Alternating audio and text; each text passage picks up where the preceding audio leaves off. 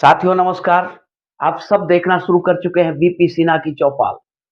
मित्रों, हमारे जो सर जी हैं, दिल्ली के वर्तमान मुख्यमंत्री माननीय अरविंद केजरीवाल जी, वो आजकल एक पुराना हिंदी गाना गुनगुनाते हुए घूम रहे हैं। और गाने का बोल कुछ इस तरह से है, क्या से क्या हो गया।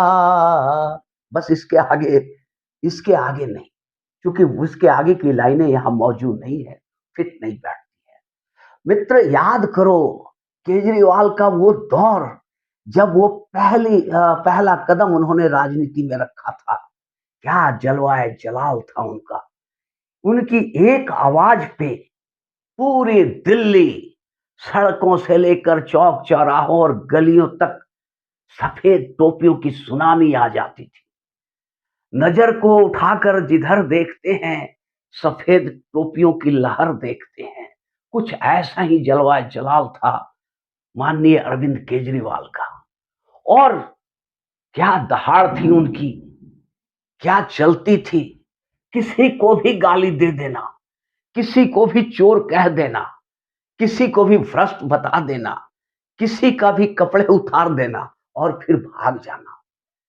पब्लिक के बीच में, जनता के बीच में इतनी मोटी मोटी फाइलें लेकर घूमते थे।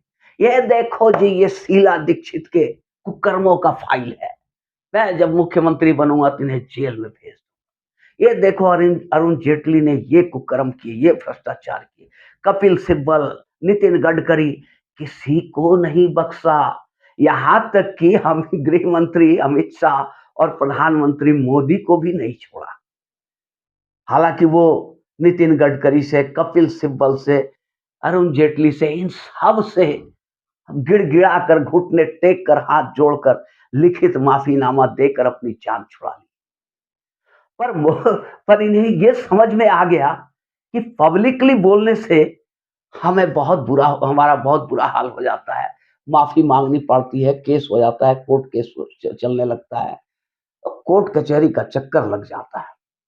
अब इन्होंने रास्ता निकाला कि विधानसभा का सेशन बुलाया जाए और उससे विधानसभा से अगर हम गालियां देते हैं मोदी जी को, अमित शाह को या किसी को भी, तो उस पर कोई एक्शन नहीं हो सकता। ऐसा दस्तूर है कि विधानसभा में बोली हुई किसी बात पर कोई कानूनी कार्रवाई नहीं किया जा सकता है। तो साथियों, पानी पी पी करके माननीय मोदी जी को अरविंद केजरीवाल हर रोज गालियां देते थे। सॉरी। सुबह उठते थे और शाम को सोते वक्त तक, जब तक वो गिनकर कम से कम 10 गाली मोदी जी को ना दे दे, 10 बार उन्हें अपशब्द ना कह दे, तो इन्हें चैन नहीं आती थी। अब इसके पीछे भी राज था मित्र। वो ये दिखाना चाहते थे कि एक वही है जो मोदी से लड़ सकते हैं। केजरीवाल ही एकमात्र ऐसा बंदा है जो मोदी को टक्कर दे सकता है, मोदी को गालियां दे सकता है, मोदी को भला बुरा कह सकता है। बाकी किसी में दम नहीं है। और मित्र, वो दौर हमने देखा है अपनी आंखों से कि लैंप पोस्ट को भी केजरीवाल खड़ा कर देते थे विधानसभा के चुनाव में, तो वो भी जीत जाता था।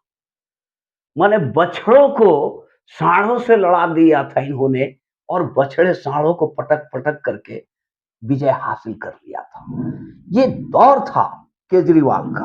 वो चलती थी, जनता उनके इशारों पे नाचती थी, उनके एक आह्वान पे, एक आवाज पे पूरी दिल्ली सफेद टोपियों के सैलाब में डूब जाती थी। ये जलो है जलाल था केजरीवाल का।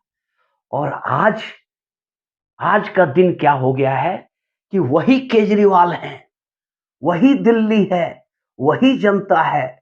पर अब एक रैली में बुलाने के लिए इन्हें दिहाड़ी वालों को पकड़ना पड़ता है, 5-500 रुपया दे करके, और तब रैली में बुलाते हैं।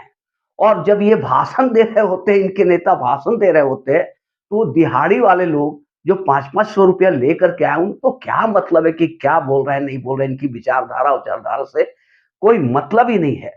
वो आपस में गप कर रहे हैं, निकल के उठ के जा रहे हैं, कोई वैल्यू नहीं है। केजरीवाल अपनी जो हनक में जो इनकी हनक थी कि हम कुछ भी कर सकते हैं, कोई कुछ नहीं बिगाड़ सकता है। इसी हनक में इन्होंने हाई कोर्ट के ज़मीन पर भी कब्ज़ा कर लिया, अतिक्रमण कर दिया हाई कोर्ट के ज़मीन को एनक्रोच करके जो हाई कोर्ट को अलॉटमेंट की गई थी ज़मीन, उसका विस्तारीकरण के लिए, उस पर इन्होंने एनक्रोच करके आम आदमी पार्टी का भव्य ऑफिस बना लिया, बंगला बना लिया बहुत बड़ा और उसको ऑफिस डिक्लेयर कर दिया आम आदमी पार्टी का बैनर लगा करके कि ये आम आदमी पार्टी का दफ्तर है। अब साथियों हुआ कुछ ऐसा कि हाई कोर्ट का जब विस्तारीकरण का कार्यवाही शुरू हुई, तो पता चला कि जो ज़मीन अलॉट हुआ था हाई कोर्ट का, वो तो अरविंद केजरीवाल हड़प कर गए हैं।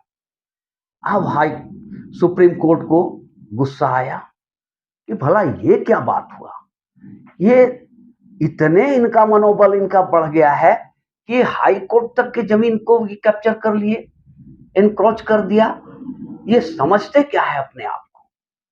और मित्र यहीं से शुरू हुआ इनके शीश महल पे भी गाज गिरी, जो 55 करोड़ रुपया लगाकर इन्होंने शीश महल बनवाया था, जिसमें 8-8 लाख के पर्दे और 8-8 लाख के कमोड लगवाए थे, टॉयलेट लगवाए थे। गर्म पानी निकलता था, ठंडा पानी निकलता था। वो वैसा टॉयलेट, वैसा कमोड इन्होंने इंस्टॉल कराया था अपने शीश महल में।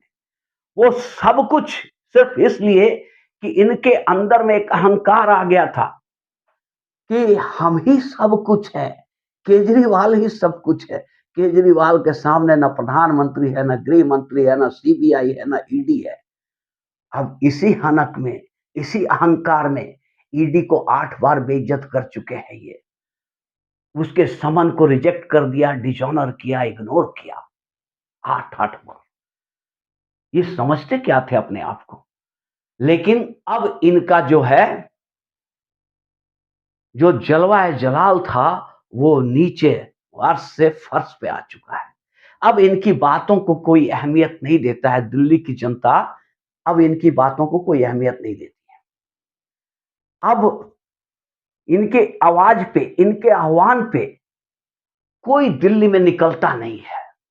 किसी को गरज ही नहीं है कि इनको शीश महल में रखने के लिए, इनको अय्याशी की जिंदगी देने के लिए जनता भला क्यों सड़कों पे भटकेगी? सोचने वाली बात है मित्र कि अरविंद केजरीवाल जी को जनता के लिए किया क्या है?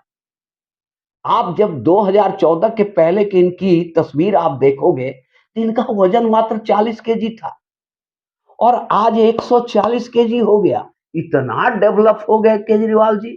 पर जनता का क्या? जनता जहां थी वही रह गई और उससे नीचे चली गई।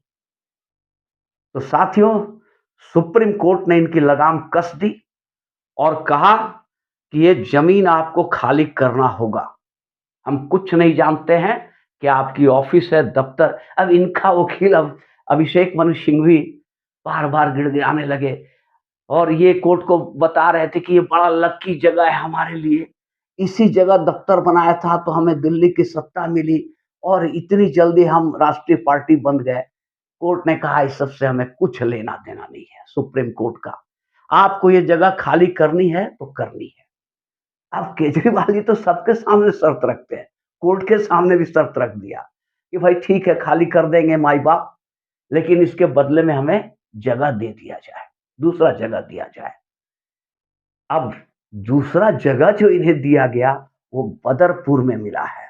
दिल्ली दिल्ली के अंदर ही है, दिल्ली वो ऐसा नहीं कि दिल्ली के बाहर हरियाणा में चला गया या पंजाब में दे दिया गया या बैंगलोर में दिया गया, ऐसा नहीं। दिल्ली के सीमा के अंदर ही बदरपुर है और बदरपुर में इन्हें दे दिया गया जमीन। अब ये पागल हो गए कि भला ये हरियाणा के बॉर्डर पर ऑफिस रखेंगे तो हमारा काम कैसे चलेगा? अब इनको कोई चारा नहीं सूझा। कोर्ट से रिक्वेस्ट किया, कोर्ट ने फटकार लगा दिया, जहां मिला है वहां जाओ। मजबूरन जिस विधानसभा को आहूत कर करके जिस मोदी जी को ये चौथी पास राजा कहते थे, अनपढ़ प्रधानमंत्री कहते थे, गालियां देते थे, अपशब्द बोलते थे, मोदी जी को अपमानित करने में किसी तरह का कोई कोर कसर इन्होंने छोड़ा ही नहीं। आज समय का फेर है मित्र, उसी मोदी जी के सामने घुटने के बल आ गए हैं कि त्वमेव माता च पिता त्वमेव, हमें दिल्ली के अंदर में कोई जगह दे दीजिए जहां ऑफिस बनाए। ये मोदी हैं, ये सांप पालते नहीं है, कुचल देते हैं। तो मित्र, जो हुआ है बदरपुर में इनको जगह मिली है, या तो ये बदरपुर जाए या अपने पैसे से खरीद करके कोई जगह अपना ऑफिस बना ले, और इनके सामने कोई चारा नहीं है। साथियों, अगर ये वीडियो आप लोग को अच्छी लगी हो तो एक लाइक और चैनल को सब्सक्राइब जरूर कर देंगे। धन्यवाद।